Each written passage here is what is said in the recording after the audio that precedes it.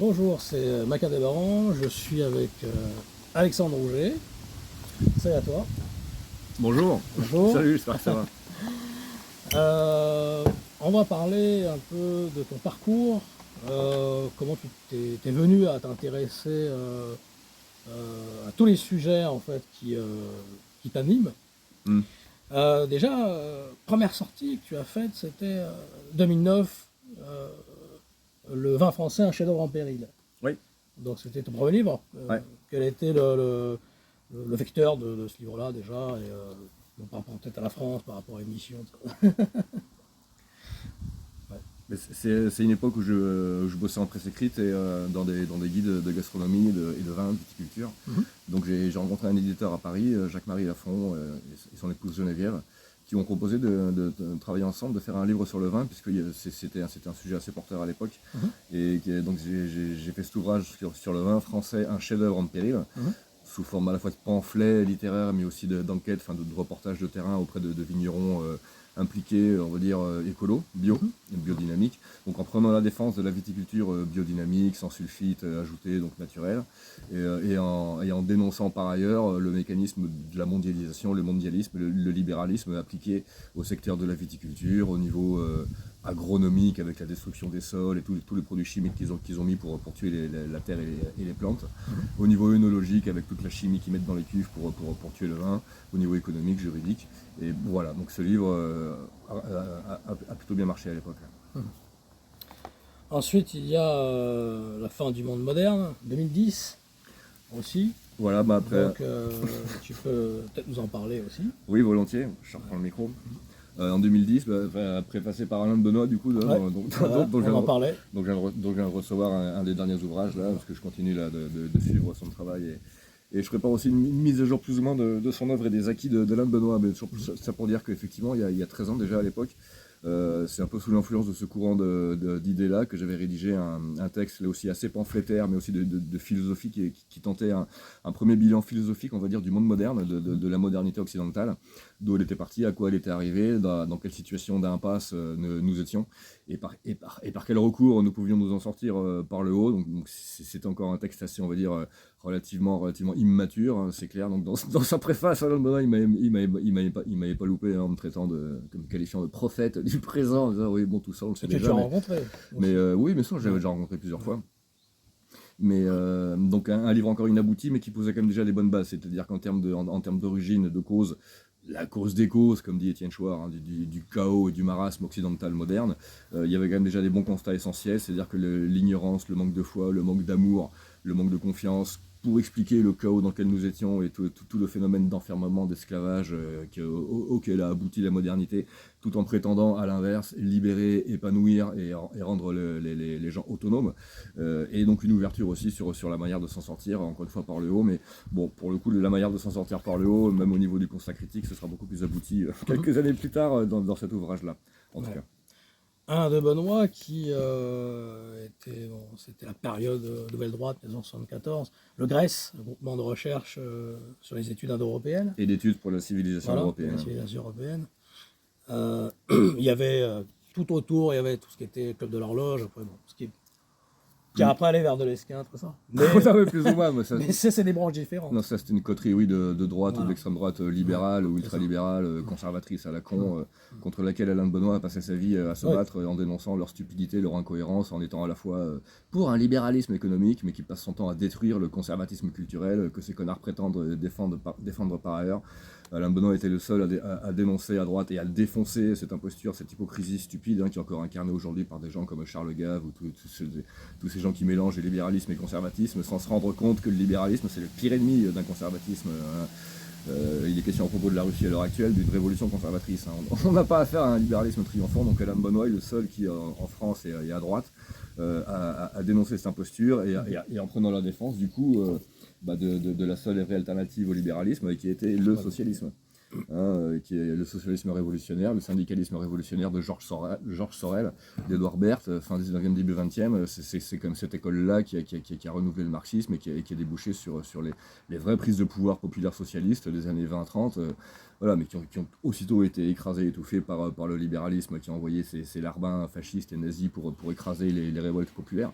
Mais enfin, disons qu'en termes de continuité, de cohérence philosophique, doctrinale, il n'y a plus guère de nos jours qu'Alain de Benoît pour témoigner d'une telle rigueur et d'une intelligence qui est toujours aussi actuelle, puisque même à l'heure actuelle, il n'y a pas beaucoup, je pense, de creuser bien loin derrière le phénomène des Gilets jaunes pour se rendre compte qu'ils portent eux aussi le même combat que les socialistes révolutionnaires d'il y a un siècle. Ça, c'est clair. Les moyens ont changé, mais l'aspiration est la même. Alain Benoît est surtout assez méconnu du grand public. Et alors qu'il est vecteur d'une certaine évolution de certaines choses, mais la plupart des personnes qui sont actuellement dans des mouvements professionnels l'ont oublié. On n'en parle pas.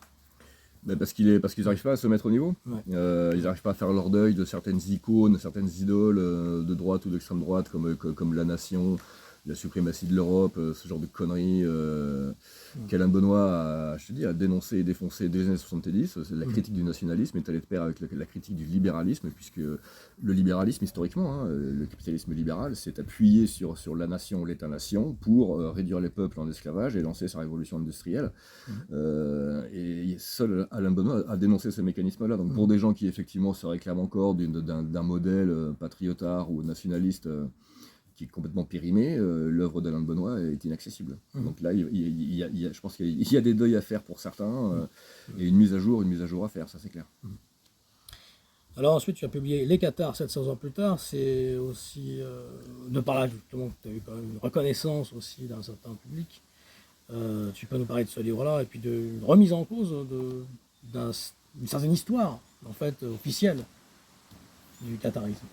En effet, c'est-à-dire que bon, la critique historique ou idéologique du monde moderne t'amène au bout d'un moment aux racines, aux sources, aux origines. Et évidemment, il y a un énorme nœud dans notre histoire qui est effectivement cette période du Moyen-Âge où l'Occitanie, la Catalogne sont mises à feu et à sang et leur peuple persécuté, génocidé, sous un prétexte fallacieux. L'Église romaine, la propagande catholique a inventé une secte imaginaire qu'ils ont appelée Cathare, et en y amalgamant l'ensemble, l'essentiel des courants gnostiques, y compris ceux qui avaient débouché sur des communautés autonomes, mais d'obédience effectivement gnostique ou manichéenne, qui fleurissait en Europe à cette époque-là, mais dès le 10e, 11e siècle, et puis pas que par chez nous, autour des Pyrénées, mais en Italie, en Allemagne, en Flandre, même en Grande-Bretagne. Il y avait des gens qui fonctionnaient un peu de cette manière-là. Mais donc, tu t'aperçois que ce mot-là a été inventé par la Curtas, enfin l'Inquisition de l'Église catholique, pour diaboliser, dénoncer, persécuter un peuple. Et quand tu vas voir qui était la victime et pourquoi ils se sont acharnés sur ces pays-là, ça ouvre des pistes vertigineuses, alors qu'ils mènent entre autres au mystère de Rennes-le-Château, évidemment, puisque c'est l'un des nœuds, l'une des clés du mystère de Rennes-le-Château, qui, quant à lui, je pense que tu le sais déjà, mais synthétise et condense l'ensemble de l'histoire d'Occident, dans tous ses aspects, même politiques, scientifiques, religieux, ésotériques. Ça, c'est un aspect que j'évoque dans la propos des Pierres de Foudre. Mais enfin, voilà, c'est avec les Cathares, en ouvrant la porte des Cathares, et sur un plan doctrinal, parce que je venais d'entrer en tradition bouddhique à cette époque-là, et c'est la tradition bouddhique qui m'a permis de faire retour à la tradition occidentale, donc gnostique, chrétienne. Et donc du coup, ceux du Moyen-Âge, qui sont, on va dire, nos ancêtres doctrinaux les plus récents, puisque cette époque, la pensée occitane catalane du Moyen-Âge débouche tout de suite sur la pensée du libre-esprit, sur le rationalisme positif des Lumières. La pensée d'un Jean-Jacques Rousseau est clairement d'inspiration républicaine démocratique, tel que c'était déjà vécu et incarné dans les municipalités, les villages et les villes d'Occitanie, de Catalogne au Moyen-Âge. Donc il y a nos racines aussi républicaines, on va dire, ou politiques, plonge aussi pour une bonne part dans le Moyen-Âge pyrénéen, on va dire, gothique, visigothique. Et c'est cette porte-là que m'a permis d'ouvrir le livre sur les Cathares. Bon, après, il a fallu, il y a eu d'autres étapes. Voilà, parce que tu as sorti aux éditions du Laurier donc, ce livre-là. Voilà, qui lui est un approfondissement, on va dire, très local, particulier sur ce qu'on appelle la doctrine ou la pensée cathare de l'époque. Mais c'est la biographie par Marie-Claire Gauthier, à partir d'archives privées, d'un seigneur wisigothe, qui était seigneur de Rennes-le-Château à l'époque, entre autres seigneur de Cerdagne, de Bézalou, de Rennes-le-Château, mais nord-sud Pyrénées, quoi.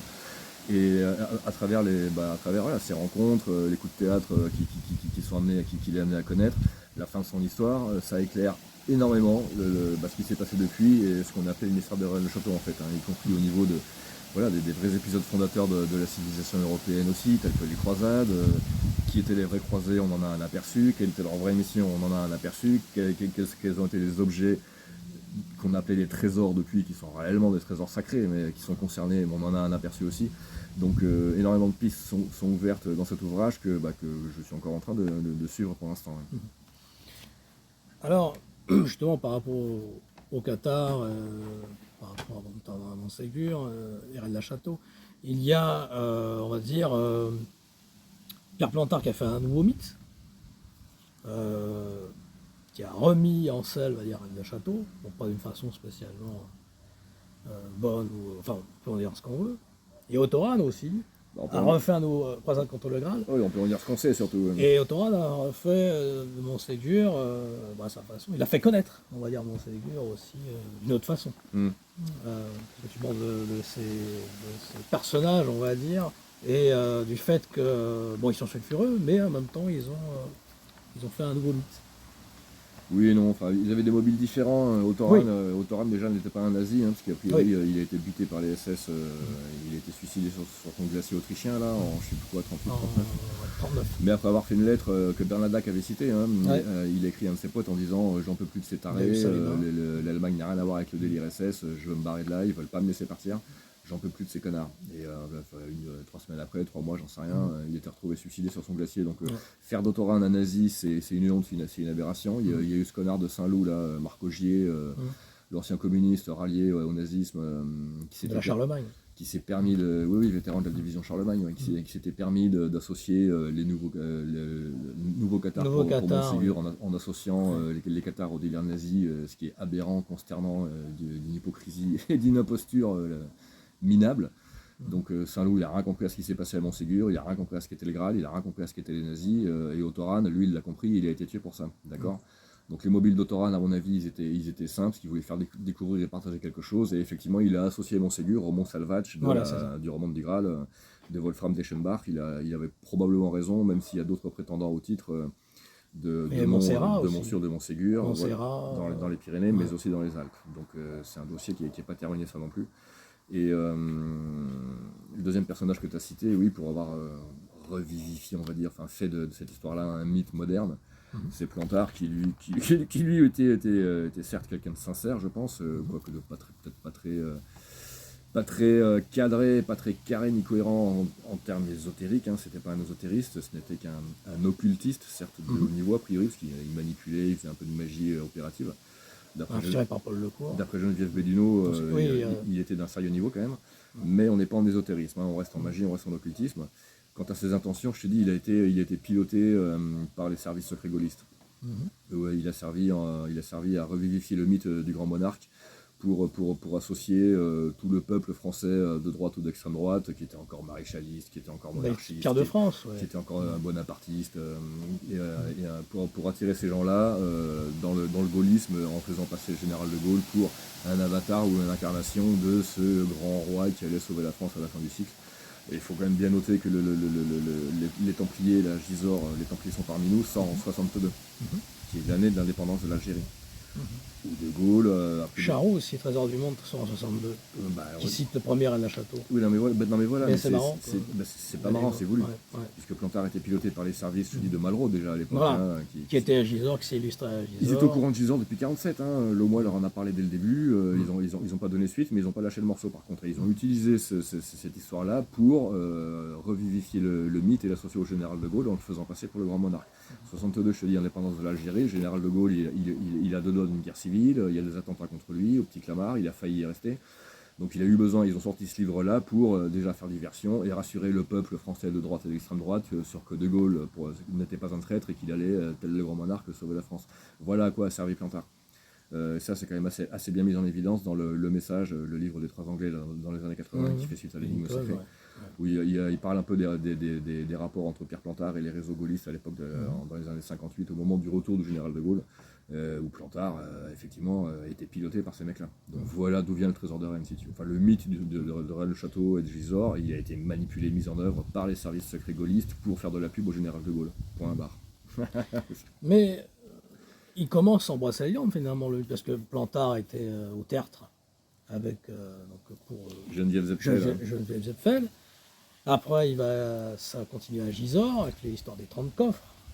Sarcophage, Alors, qu'est-ce que ouais. tu penses à 30 coffres? Parce que, justement, il y a des témoignages où on aurait vu ces coffres. Alors, peut-être pas les 30, mais Ouais, ouais. Il y a l'équipe eu, de Malraux, à une époque, il y a eu j'avais des vu, témoignages. ouais, ouais, j'avais vu sur un forum, il y a eu 2 déclarations contradictoires de l'une du cabinet de Malraux, pas du ministère de la Culture, et l'autre de un porte-parole de je sais pas quoi, de l'Assemblée ou quoi. Donc, et l'un qui disait, oui, oui, effectivement, on a brassé 30 sarcophages, mais bon, ouais, c'est tout, ça me regarde pas. Et une autre déclaration qui disait, ah non, non, on n'a rien fait, on est sorti sans rien et tout, alors qu'il y a eu aussi effectivement des témoignages oculaires pour dire que les camions de l'unité du génie là, qui est allé fouiller Gisors, les camions sont sortis à plein, à charge. Ouais. Donc ils ont brassé les 30 sarcophages. Mais bon, je te dis, l'intérêt avec ça, c'est que dans la foulée, Malraux se précipite sur les Pyrénées en fait. C'est là qu'il s'intéresse à Opul-Périos et à Sals, la forteresse de Sals. En passant ce coup de fil, tu connais l'histoire, hein, au ministère de la Défense espagnol ou de l'Intérieur, je sais plus, pour lui demander les réseaux des plans souterrains hydrographiques de la forteresse de Sals. Et il se fait envoyer balader par les Espagnols au motif du secret défense. Et pour envoyer chier un proche du général de Gaulle à l'époque, surtout que Franco et le général de Gaulle étaient plutôt proches, il fallait avoir les moyens, tu vois. Donc les moyens, c'est quoi? Pourquoi Malraux s'intéresse à ces réseaux souterrains de flotte sous Sals? Parce qu'on est sur la fonte d'Estramar. Tu le sais, hein, qui commence à voilà, la plus grande réserve d'eau douce d'Europe, mais ensuite qui trace sous les Pyrénées, qui va jusqu'à Bucarache, Quillan, jusqu'au Canigou, à mon avis. Des réseaux d'eau hallucinants, inexplicables, inexpliqués, qui expliquent les résurgences salées de la Sals, qui expliquent les résurgences d'eau chaude à des altitudes, toutes les stations thermales des Pyrénées.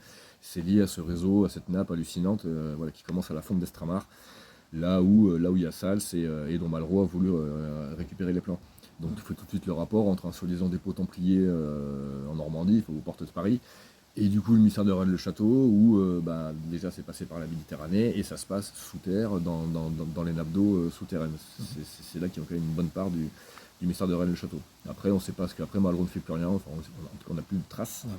On ne sait pas ce qu'il fait, ce qu'il cherche, est-ce qu'il s'est fait calmer, est-ce qu'il a compris que ça ne servait à rien, puisque les réseaux d'eau sont pour l'instant inviolés.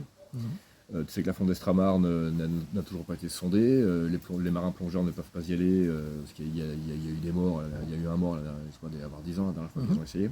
Et même les robots qui sont envoyés pour filmer ou sonder les courants sont renvoyés par le courant et fracassés sur les parois. Donc, mais ça nous renvoie voilà, au vrai mystère de Rennes-le-Château qui est celui des Pyrénées, qui est celui de Pyrène. Oui. Les pyramides des Pyrénées, tu en parles, où il y aurait des pyramides en dessous. Alors ça je suis en train d'y venir, mais pour en finir avec l'eau, on a les mêmes histoires pour le coup qu'avec la fonte d'Estramar, mais en altitude, puisque l'étang du Diable, par exemple, sur le Canigou, est insondé. Il est insondé, et ils ne savent pas où est le fond. Là aussi, ils ne peuvent pas y descendre. D'ailleurs, on ne peut pas mettre de pierre dedans, sinon on a un orage. Sinon, tu prends un orage sur la gueule, mais ça veut bien dire que... C'est la fontaine de Barenton, version... version montagne, tu vois, voilà. version Hercule, puis version Hercule en mode fais pas chier, t'es pas le bienvenu, casse-toi quoi. Sinon tu vas prendre la foudre sur la gueule, mais c'est ça que ça veut dire. Ouais. Les résultats, le lac est insondé, s'ils envoient un robot, il y reviendra jamais, s'ils envoient un bonhomme, il reviendra jamais non plus. Donc quand t'es dans les services secrets, ça fout les boules, tu vois. Donc ça s'est arrêté là, tu vois. Donc les pyramides, oui, alors ça c'est la suite, parce que qui dit, déjà l'activité de l'eau c'est un indice, mais puisque ça va avec la métallurgie, la forge, les minerais, qui est ultra ancré dans les Pyrénées. Les forgerons, c'est Tubalcain, Vulcain, la lignée de Cain. J'en parle un peu dans les pierres de foudre. Donc la métallurgie implique le feu.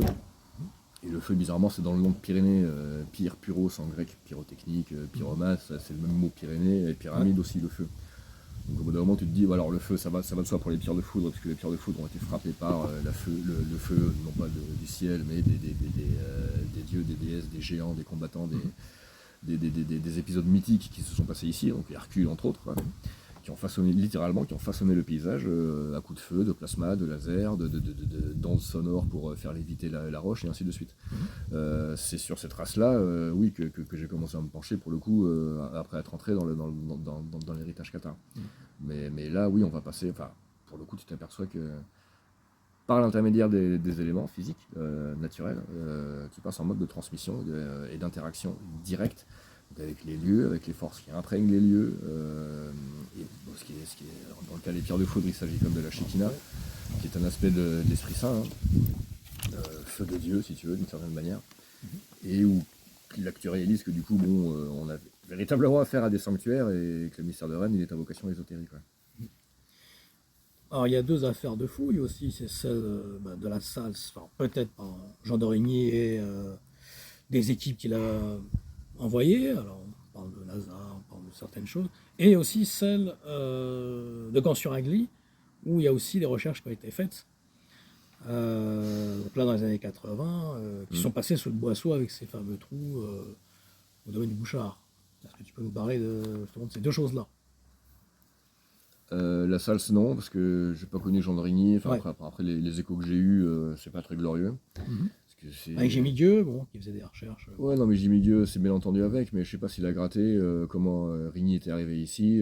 C'est le terrain d'un collabo qui lui a été refilé à l'époque, parce que Vigny, je crois que Rigny, lui, il s'est pas battu avec les Allemands, mais je crois qu'il a participé à la rafle du Veldiv, un truc comme ça. Enfin, c'était vraiment une espèce de bonne grosse raclure. Mhm. Voilà, et donc ça m'intéresse pas ce qu'ils peuvent avoir à faire ces mecs-là. Enfin, par rapport à la salle, par contre j'ai entendu une autre histoire, je crois que c'était après la mort de Rigny, où une équipe de chercheurs allemands se sont fait éclater la gueule avec une galerie qui s'est effondrée sur eux. Mhm. Du D'accord. coup ils se sont arrêtés là, tu vois, encore une fois. Tu vois, encore une fois, si t'es pas invité, c'est pas la peine d'essayer d'entrer de force, ça finira mal. Carton d'invitation.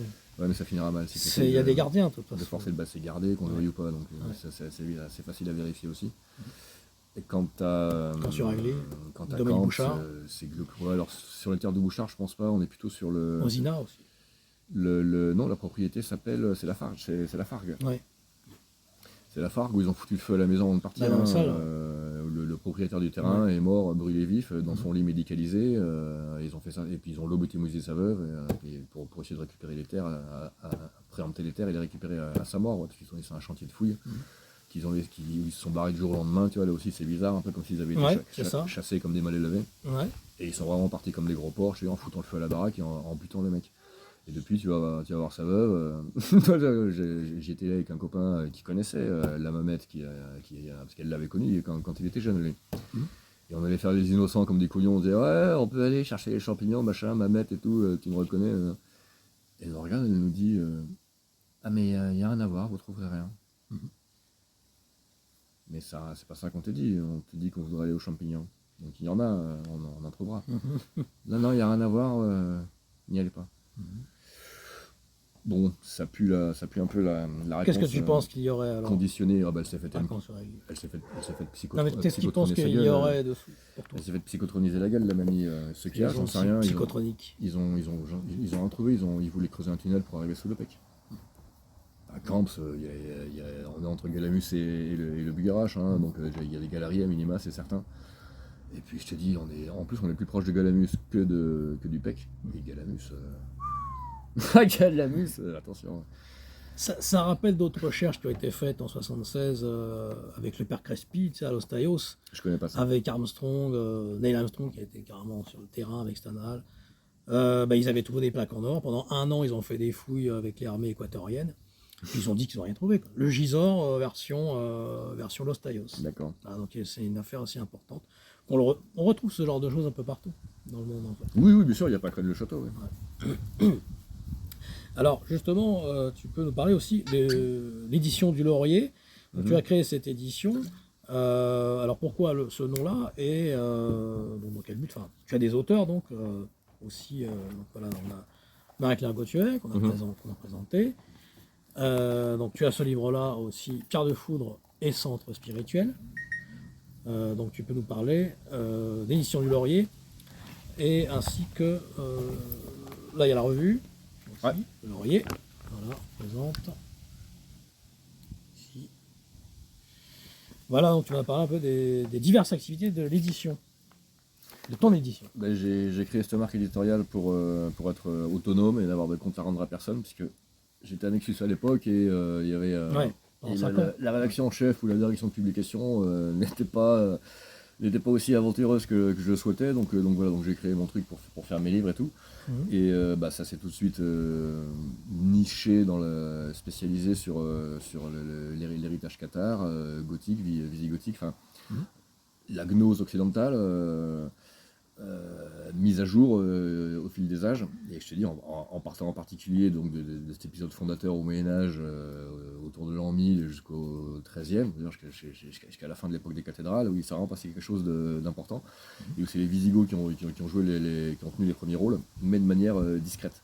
Donc c'est en retrouvant les traces de cette action-là que, mais le Laurier, il est voué à cette mise à jour doctrinale. Le livre sur les cathares, c'est une mise à jour de la spiritualité cathare, genre c'était qui, putain, comment il fonctionnait, en faisant le tri de tous les mensonges des historiens, Anne Brenon, toutes les conneries infestées de propagande, de catholiques stupides, sur le dualisme, sur le suicide par la faim, le consolamentum, c'est un baptême de feu, bande de cons, c'est quoi la réception du feu de l'Esprit Saint, je l'explique c'est quoi, parce que j'ai eu la chance d'y passer moi aussi par ailleurs.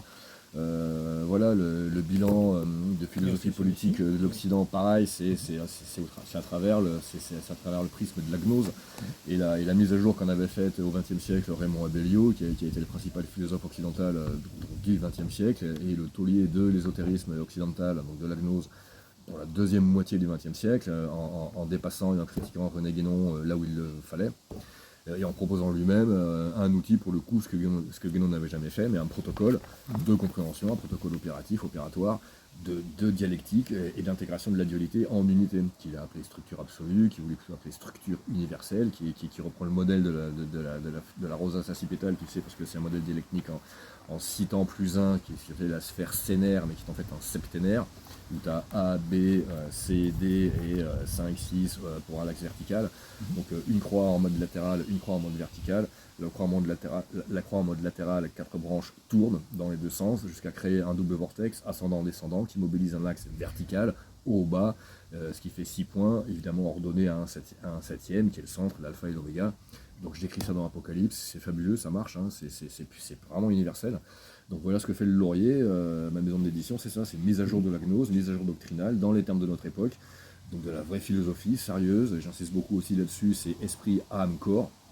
Lire des livres, se branler la nouille et méditer, ça va 5 minutes, mais il faut respirer, il faut s'affronter à plein de choses, de la vie, du terrain, du vécu, des relations, aller au bout de soi-même dans un maximum de cas possible, tout en assumant à mort tes choix, parce que c'est ça qui, pour le coup, te rend libre, donc aller au bout de sa vérité, puisque la vérité vous rendra libre. Tu vois, des paroles évangéliques toutes simples, mais que tu peux vérifier, donc de manière gnostique, et voilà, c'est ça que j'essaye de transmettre. Alors, il n'y a pas que le livre, évidemment, il y a aussi du contenu sur Internet. J'ai sur une chaîne YouTube à mon nom, il y a quelques vidéos il y a quelques années qui sont montées, illustrées avec du texte. Là, je suis passé à des directs depuis un an, le mercredi soir, en ce moment, ça se passe. Ouais. Voilà, j'ai aussi plein de contenu sur ma page Facebook avec des photos, des photos de terrain pour le coup. Ainsi qu'un site, éditionduDelaurier.com, qui est tout neuf et que je dois encore garnir avec plein de photos, parce que j'ai plein de photos à montrer du théâtre des opérations, de là où ça se passe, là où étaient les cathares, là où étaient les Templiers, là où étaient les Visigoths, là où étaient les Druides, et pourquoi ils étaient là, et pourquoi c'est bien d'y faire un tour. Voilà, c'est de la transmission, c'est de la mise à jour. Et tu as fait aussi plusieurs éditions de conférences par âge. Ah oui, à l'époque, du coup, tu avais fait avec Georges Huquiès. Oui. Tu avais reçu Georges Huquiès et beaucoup d'autres, Jean-Michel Pousse. Anton Parks. Anton Parks, bien sûr. Jean-Michel Pousse, je m'en vante pas, mais Anton Parks, ça s'était plutôt bien passé. Voilà, il avait fait une très belle conférence. Ouais. Alors, et là, tu as fait une belle édition cette année aussi de Parage. Donc, il y a d'autres éditions qui vont venir, je pense. Oui, c'était la 7e cette année, donc 2 jours de conférence, plus un concert le samedi soir. Et donc cette année, j'ai ouvert, j'ai poursuivi pour le coup sur le thème que j'ai ouvert l'année dernière, c'est-à-dire la géographie sacrée des Pyrénées. Donc la géographie sacrée, c'est inauguré des Plantards pour le coup. Il y avait déjà des dossiers, du dossier Corbu constitué par l'évêché de Carca autour de Béranger-Saunière, avec sa carte de la France hermétique où tu as un triangle où tu indiques que l'un des points n'est pas le bon point, et si tu vas chercher le bon point, tu tombes sur des triangles magnifiques qui s'expriment en kilomètres ou en yards avec du 144, du 666, j'ai trouvé plein de choses sur les Pyrénées, le pays cathare, l'ancienne Gothie, qui montre qu'il y a une architecture subtile de dingue avec des étoiles à 5 branches, des étoiles à 6 branches posées sur des montagnes, des sources, des églises, des châteaux et même des églises récentes comme le domaine de Saunière fait partie de ce codage hallucinant, fabuleux qui remonte au néolithique, à la chute de l'Atlantide. C'est vraiment un travail de géant et qui se poursuit encore de nos jours puisque il inclut une église protestante à Lauterbourg qui date des années 50, post-deuxième guerre mondiale. Donc c'est fabuleux ce qui se passe à ce niveau-là. Donc géographie sacrée, géométrie sacrée, du coup voilà, appliquée aux Pyrénées, ça marche, ça parle. J'ai creusé là-dessus cette année, voilà, je parle maintenant c'est du Graal pyrénéen, j'ai un peu de contenu à suivre là-dessus. Ce qui se passe à la surface du sol, en subtil, en virtuel, en vibratoire, exprime réellement ce qui se passe effectivement sous le sol, c'est hallucinant, mais pas seulement en termes de courant magnétique et de circulation tellurique, tu vois, qui est en latéral, mais aussi en vertical, hein. Mais aussi en termes d'aménagement, de contenu et de palais, de véritables cités souterraines, qui est vraiment pour moi l'objet ultime, sur un plan physique, mais du mystère de Rennes-le-Château, c'est ça, c'est la cité de Pirenne. Donc on a creusé là-dessus cette année. Il y avait un auteur catalan qui était là, Lou Martins, de son nom d'auteur, qui a présenté le mystère de Rennes-le-Château côté catalan, avec des choses qu'on ne savait encore pas de ce côté-ci des Pyrénées, mais c'est pour dire le niveau des mecs, mais ils se rendent pas compte qu'à l'époque de Béranger Saunière, ici c'est la Catalogne en fait, hein. C'est pas français depuis très longtemps, les mecs ils parlent pas français, ils sont tous de culture catalane. L'abbé Bigou il s'est barré en Catalogne, à la Révolution, Antoine Bigou à Sabadell, il y avait des réseaux là-bas, et donc du coup il nous a expliqué que oui, on a des traces, des courriers de Saunière qui montrent qu'il avait des contacts à Gérone et qu'il est allé chercher à Gérone le modèle de la tour Magdala. La tour Magdala existait depuis plus de 20 ans à Gérone, et Béranger Saunière en a fait la réplique à Rennes-le-Château. Donc c'est quand même intéressant de savoir qui il est allé voir, qui lui a fourni le modèle, les plans de cette tour, pourquoi cette tour a-t-elle été rasée par la municipalité de Gérone en 1953, quel était le but de la positionner là. Tu t'aperçois qu'elles sont à 131 km je crois d'écart, elles passent quasiment sur le Canigou. C'est quand même des pistes intéressantes, quoi. Donc bah voilà, ça c'était cet été. Et puis du coup il y avait aussi un bon technicien pour le coup, quelqu'un qui conçoit et qui fabrique des ohms, ça c'est les structures, des rhombisonaèdres, des rhombes mais avec façonner avec des losanges de structures régulières pour faire des lieux d'habitat, de méditation, mais tu peux aussi dynamiser les boissons avec. Raphaël Anidjar qui nous a présenté les ohms, comment ça marche et tout. Donc voilà. Ça rappelle des docaèdres un peu. Ouais, mais en volume et habitable. Ah oui, Piob. Et donc du coup voilà, le parage, c'est un peu la version pratique aussi du travail éditorial du Laurier, c'est-à-dire qu'on se met un peu en pratique, on va scoltiner à la matière, voilà, théorie et pratique, là pour le coup, géométrie, géographie sacrée. Et voilà, c'est en juillet à Bugarache. L'année prochaine, ce sera aussi en juillet à Bugarache. Il y en a d'autres qui ont cherché, par exemple, Lors de Toulouse, sous Saint-Cernin, comme Baudis. Il y a Fabius aussi qui a cherché à Rennes-les-Bains, en face de la piscine. Donc, quand même, toujours des fouilles qui sont faites officieusement. Là. Oui, clandestine. Ouais. Tu peux en parler un peu. Non, je ne peux pas en parler. Après, il y a les vols technosages qui ont été faits. Il n'y a rien à en dire. Sinon, ce sont des Gaulois de l'Aude. Ce sont des mafieux, des margoulins, c'est de la petite délinquance. Tous ces mecs-là, Fabius, c'est de la merde, ils n'ont rien à foutre ici. Et après, c'est les trafiquants, ces mecs-là, qui font du marché, qui alimentent le marché noir de l'art et de l'archéologie avec des pièces qui leur appartiennent pas, sur lesquelles ils capitalisent comme des gros porcs. Donc non, il n'y a rien à en dire.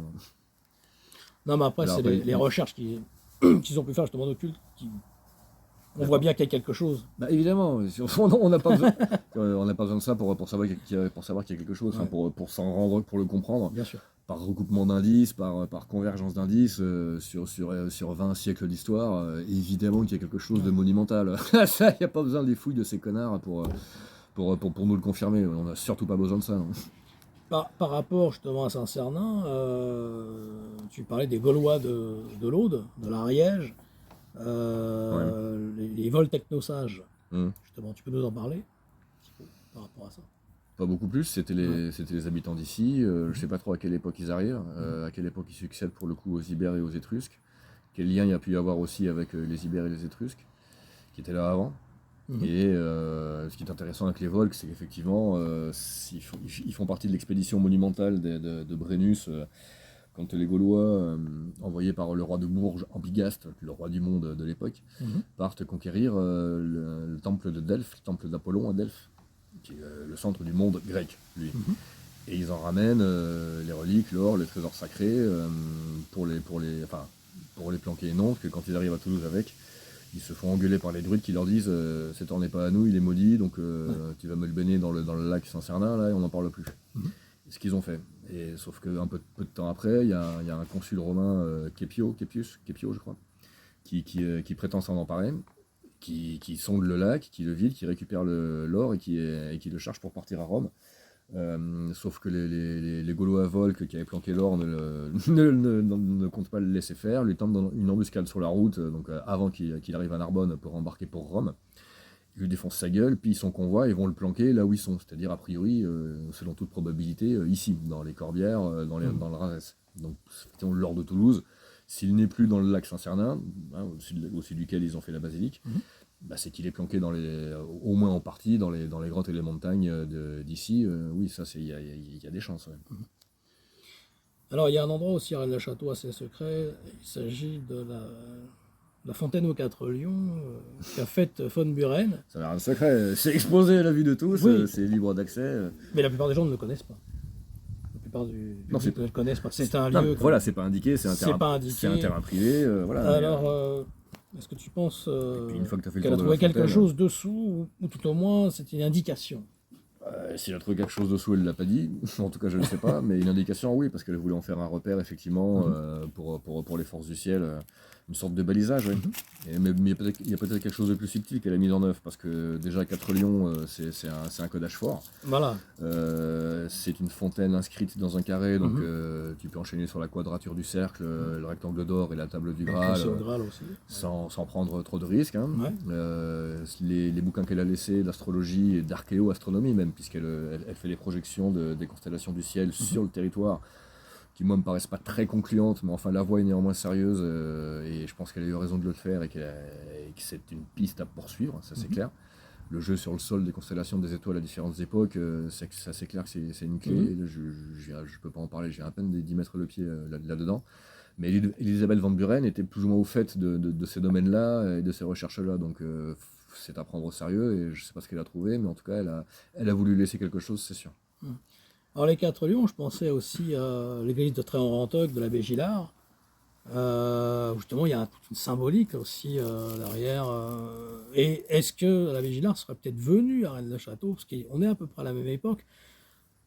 Il y a des suppositions et il y a des similitudes fortes quand même entre l'abbé Gillard et l'abbé Saunière.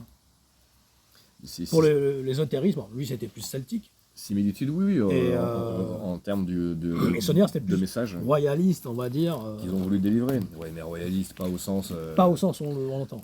Oui. Ouais, à mon avis. Mais on y reviendra parce qu'il y a l'histoire des grottes aussi. Et puis je vois pas le rapport entre le royalisme et le codage du Graal à l'église de Tréant-Rantoc, parce que c'est si tu veux, autant le comte de Chambord, a priori, était quelqu'un de bien, celui qui aurait pu devenir Henri V en 1873. Et je te dis, je te le dis non, je sais pas si tu le savais, mais à l'époque où ils sont prêts à restaurer la monarchie en France, bon déjà c'est pas une vraie monarchie, c'est une monarchie légitimiste de merde, à la Charles X, Louis XVIII, un modèle à l'anglaise pourri par les banquiers de libéralisme, donc de la merde, donc c'est pas de la monarchie. Et de deux, je pense qu'il en était conscient, parce que ça explique son exigence que personne n'a comprise à l'époque, de renoncer au drapeau tricolore et de foutre le drapeau blanc à la place, qui a été le motif du passage de la République. Hein, en disant, jamais ils voulaient pas renoncer, les républicains ne voulaient pas renoncer au drapeau tricolore, et le comte de Chambord en a fait une condition sine qua non, il voulait le drapeau blanc. A priori, il l'a fait exprès parce qu'il voulait pas de ce poste-là, il savait que la monarchie était dégénérée, que le roi était décapité, c'est pas pour remettre des fantoches à la place. En plus, les Bourbons, c'était vraiment de la fin de race, hein. Tu vois ce que c'est devenu après. Bon. Donc je pense qu'il y avait d'excellentes raisons pour renoncer en fait à cette restauration en carton-pâte. Et Béranger Saunière devait bien être au courant aussi de ses motivations, et que pour eux, bon, effectivement, le Saint Graal, la vraie descendance de sang royal, on va dire, hein, des apôtres, n'avait pas besoin de couronnement, et n'avait pas besoin de ce barnum pour, on va dire, occuper le terrain, exprimer sa souveraineté, manifester sa souveraineté. Comme l'ont fait pour le coup la fine équipe de Saunière Boudet en faisant un peu ce qu'ils voulaient, avec des fonds d'origine inconnue, mais dont on se doute bien que c'était l'argent du trésor de Rennes, hein, mais pour le coup gardé et préservé par les forces du ciel, pour des œuvres et des destinations qui n'étaient pas matérielles, qui n'étaient pas politiques, et qui relevaient plutôt de la charité, de la bienfaisance, qui est le vrai motif a priori de l'assassinat d'Antoine Gélis.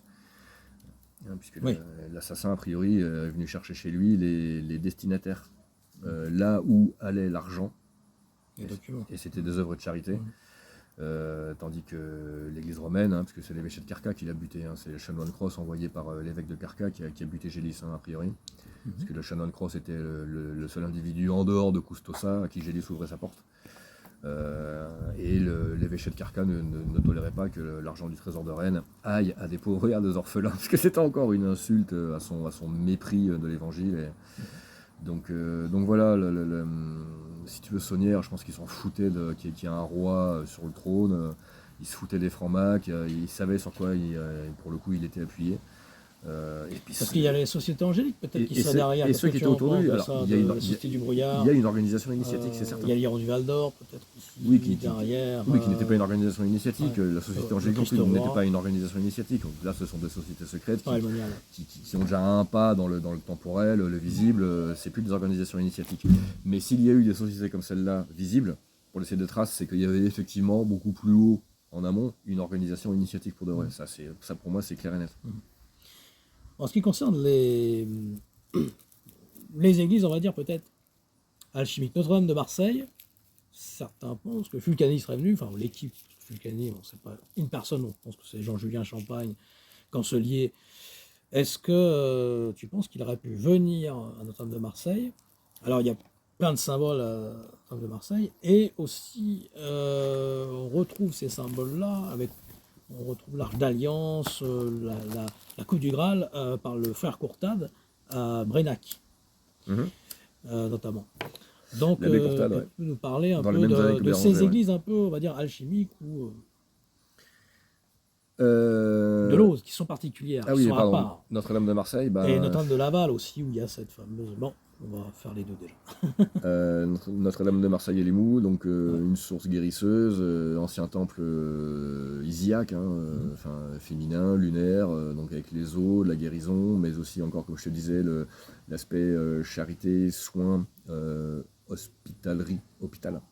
Soins, accueil, thérapie, guérison, mais à tous les sens du terme. Jusque maître des pansements à des vraies séances de thérapie avec de l'eau. À mon avis, voilà, selon des techniques qu'on a peut-être un peu perdues, mais donc haut lieu de culte isiaque, ça c'est clair. Voilà, il n'y a pas grand-chose à en dire de plus, quoi. Après, effectivement, les lazaristes remettent le grappin dessus au XVIIe, puis l'évêque de Carca au XIXe. Toute cette histoire est déjà connue, documentée par ailleurs, j'ai pas grand-chose à y apporter. Enfin, cette considération sur l'origine du lieu me paraît la plus importante, c'est-à-dire le lieu de culte isiaque, et encore une fois de soins, de guérison. Esprit, âme, corps, encore une fois. Pour ce qui est de... Notre-Dame de Laval avec... Notre-Dame de Laval à Codiès. Voilà, c'est ça, la Notre-Dame qui a une robe en fleur de lys, donc c'est unique au monde. D'accord, oui, unique en France, j'avais vu. En France, mais, en tout cas. bon, oui, mais non, mais il y a des choses bizarres effectivement à Codiès, parce qu'effectivement il y a ce vitrail de Notre-Dame avec une robe à fleur de lys, qui suggère bien la suzeraineté du ciel sur la France, le fait que la France appartient à Notre-Dame. La mission de la France. Et du coup, ce que ça implique en termes d'émission, mais la mission ça vient après. Il faut d'abord savoir d'où ça vient, puis après, bon, c'est quoi la mission, parce que, tu vois, parce que sinon la mission se passera mal. Et dans l'église de Codiès, parce que Notre-Dame de Laval est à l'écart, mais dans l'église de Notre-Dame de la Nativité dans Codiès, il y a une 15e station du chemin de croix. Ça, c'est pas unique au monde, mais il n'y en a que 4 dans le monde. Parce qu'en 1958, pour le centenaire des apparitions de Lourdes en 1858, le Vatican a décrété un 15e, qu'il y avait 15 stations au chemin de croix et non plus 14. Donc ils ont pondu une 15e station. Il y en a une à Codiès, il y en a une au Québec, je crois, il y en a une en Italie et l'autre dans la cathédrale d'Évry. C'est assez bizarre. Il faudrait chercher là aussi, je pense qu'il y a des jeux de géographie sacrés à faire. Et cette 15e station est un Christ en gloire dans une mandorle qui symbolise bien la résurrection. Donc il y a ça à Codiès, donc c'est au moins curieux, ainsi qu'un retable magnifique offert à l'époque par Nicolas Pavillon, l'évêque d'Alette.